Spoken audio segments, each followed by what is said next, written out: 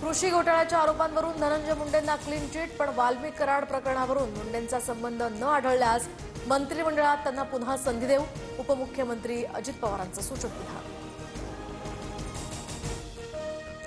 धनंजय मुंडेंना मंत्रिमंडळात घेण्याची अजित पवारांना इतकी घाई का? क्लीन चिट कुणाला द्यायची आधीच ठरलेलं असतं, संजय राऊतांचा आरोप.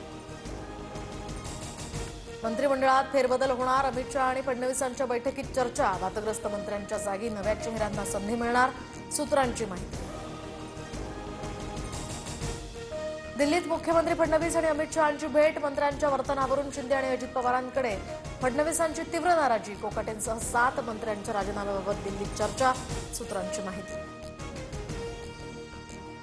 माझा रोष, आदिवासी प्रकल्प अधिकाऱ्यांसह त्यांना पाठीशी घालणाऱ्या मंत्र्यांवर आमदार शरद सोनवणेंचं स्पष्टीकरण. पक्षांतर बंदीचं उल्लंघन केल्याप्रकरणी आमदार शरद सोनवणेंना नोटीस, विजय कुऱ्हाडेंची नार्वेकरांकडे तक्रार, सोनवणेंचं विधानसभा सदस्यत्व रद्द करण्याचीही मागणी. मुस्लिम समुदायासोबत संघाचा जवळीक साधण्याचा प्रयत्न, भाजपमधील बाडग्या हिंदुत्ववाद्यांना रुचेल का?